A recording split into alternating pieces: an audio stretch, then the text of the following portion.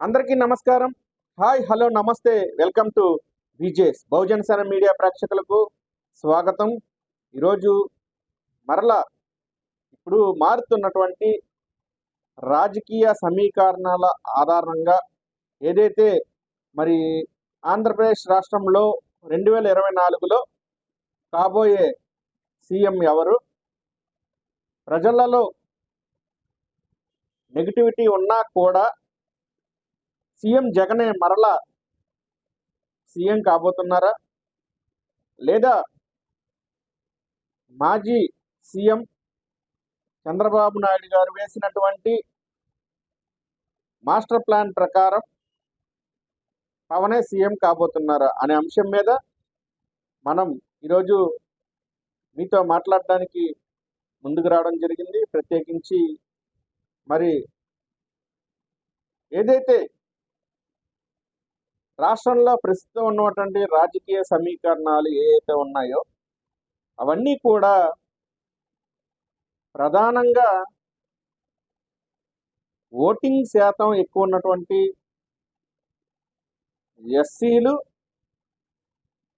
బీసీలు, ఎస్టీలు, అదేవిధంగా కాపులు, ఎవరైతే ఈ రాష్ట్రంలో ఫేమ్ ఉన్నటువంటి రాజకీయ పార్టీల్ని నిర్మించినటువంటి వ్యక్తులు ఉన్నారో, ప్రస్తుతం ఉన్నటువంటి పరిస్థితుల దృష్ట్యా సీఎం జగన్ని ప్రభుత్వాన్ని ఢీకొనాలన్నా, లేదంటే ప్రభుత్వాన్ని కూలదోయాలన్నా, లేదా ప్రభుత్వాన్ని మరలా 2024లో ఈ యొక్క సంవత్సరంలో జరిగే ఎన్నికల్లో గెలవకుండా ఆపాలన్నా కూడా ప్రస్తుతం ఉన్న పరిస్థితుల్లో పవన్ కళ్యాణ్, చంద్రబాబు నాయుడు కలిసి జతకట్టవలసిందే అనేది వారిద్దరికీ అర్థమైనటువంటి ఒక అంశం. అయితే ఇక్కడ ప్రధానంగా ఎన్నో ఏళ్లుగా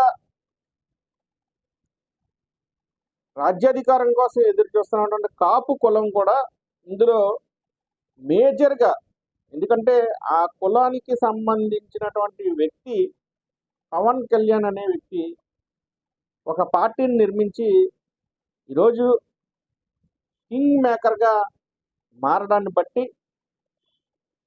మరి పవన్ కళ్యాణ్ని సీఎం చేస్తేనే 2024లో దాదాపుగా తెలుగుదేశం పార్టీ, జనసేన కూటమి గెలిచే పరిస్థితి ఏర్పడిపోయింది. దానికి ప్రధాన కారణం ఏంటంటే 2009లో కనుక ఎవరైతే ప్రజారాజ్యం పార్టీని నిర్మించారో చిరంజీవి, ఆయనే గనక ఆ రోజు పార్టీ పెట్టకుండా పవన్ కళ్యాణ్ గనక ఇప్పుడు పార్టీ పెట్టుంటే పరిస్థితులు వేరే రకంగా ఉండేవి. అయితే ప్రస్తుతం ఉన్న పరిస్థితుల్లో పవన్ సీఎంగా ప్రకటిస్తే తప్ప ఇక్కడ చంద్రబాబు నాయుడు, పవన్ కళ్యాణ్ కూటమి గెలిచే పరిస్థితి లేదు. తన యొక్క సంక్షేమ పథకాలే ప్రజల్లో నెగిటివిటీ ఉన్నా కూడా, అంటే అర్బన్ ఏరియాస్లో లేదంటే సిటీస్లో తప్పించి గ్రౌండ్ లెవెల్లో, గ్రాస్ రూట్ లెవెల్లో తను చేసినటువంటి సంక్షేమ పథకాలు, తను ఇచ్చినటువంటి సంక్షేమ పథకాలే గట్టెక్కిస్తాయని ఎవరైతే సీఎం జగన్మోహన్ రెడ్డి ప్రగాఢంగా విశ్వసించడాన్ని బట్టి కూడా ఆయన యొక్క నమ్మకం మీద ఆయన ఉన్నారు. ఇటుపోతే ఇక చంద్రబాబు నాయుడు, ఆయనే సీఎం, పవన్ కళ్యాణ్ కానీ సీఎం అయ్యే ఆలోచన లేదని చెప్పేసి లోకేష్ ప్రకటించడానికి కూడా కొంతమంది జన సైనికులు జీర్ణించుకోలేకపోయారు. ఇప్పుడు ఉన్నటువంటి పరిస్థితుల్లో ఏదైతే చంద్రబాబు నాయుడు పవన్ కళ్యాణ్ని మొదటి 2 సంవత్సరాలు సీఎం అభ్యర్థిగా ప్రకటిస్తే తప్ప కాపుల్లో ఉన్నటువంటి మెజారిటీ పీపుల్ ఈ కూటమిని యాక్సెప్ట్ చేసే పరిస్థితి లేదు. ఈ కూటమి 2024లో గెలిచే అవకాశం లేదు. కాపు నాయకులుగా ఉన్నటువంటి కొంతమంది పవన్ కళ్యాణ్ చేస్తున్నటువంటి ఈ యొక్క 2 పార్టీలకి ప్రత్యామ్నాయంగా పెట్టినటువంటి ఈ యొక్క స్ట్రాటజీ కాన్షీరామ్ గారు ఆ రోజు ఉత్తరప్రదేశ్లో తీసుకున్నటువంటి స్ట్రాటజీని ఇక్కడ అమలు చేస్తున్నటువంటి విషయాన్ని గుర్తించి పవన్ కళ్యాణ్కి బాసటగా నిలుస్తారా, లేదంటే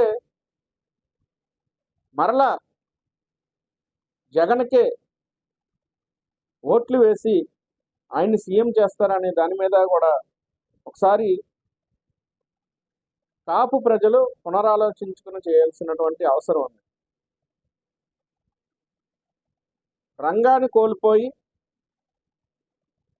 ఏదైతే పవన్ కళ్యాణ్ని కూడా కోల్పోతే 2024లో కాదు కదా 2030లో కూడా కాపులు సీఎం అయ్యే అవకాశం లేదు. చాలామంది ఈరోజు ప్రధానంగా కాపుల మీద ప్రేమ చూపిస్తున్నటువంటి సీఎం జగన్మోహన్ రెడ్డి కానీ లేదంటే చంద్రబాబు నాయుడు కానీ వీరిద్దరూ కూడా సరే పవన్ కళ్యాణ్ విషయం పక్కన పెడితే సీఎం అభ్యర్థిగా కాపుల్ని ప్రకటించే అవకాశం ఉందా?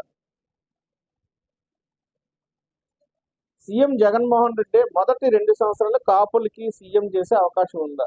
ఆయన వ్యవస్థాపక అధ్యక్షుడిగా ఉంది అనే అంశం మీద కూడా ఆలోచన చేయాలి ప్రజలు. అలా చేయరు. ఎంతసేపు కూడా కాపు ప్రజల యొక్క ఓటింగ్ని మాత్రమే పరిగణలో తీసుకుంటున్నారు. ఏదో 1-2 మినిస్టర్లు లేదంటే ఇంకేమైనా ఉంటే కనుక అవి మాత్రమే ఇచ్చి చేతులు దులుపుకుంటున్నారు.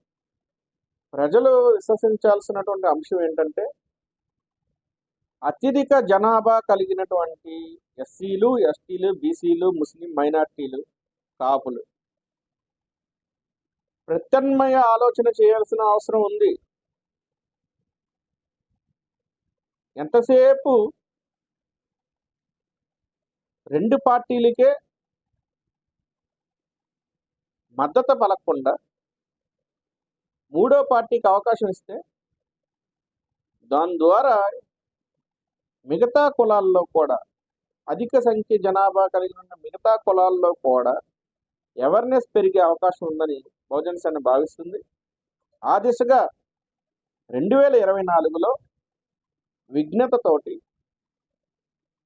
ఆలోచన చేసి ఇతను గెలిస్తే మనకి మంచి చేస్తారా లేదా అనే అంశం మీద పని చేయాలని, ఓటు వేయాలని, ఆ దిశగా ప్రజలందరూ ఆలోచన చేయాలని చెప్పి తెలియజేసుకుంటూ సెలవు తీసుకుంటున్నా. జై భీమ్, జై భారత్.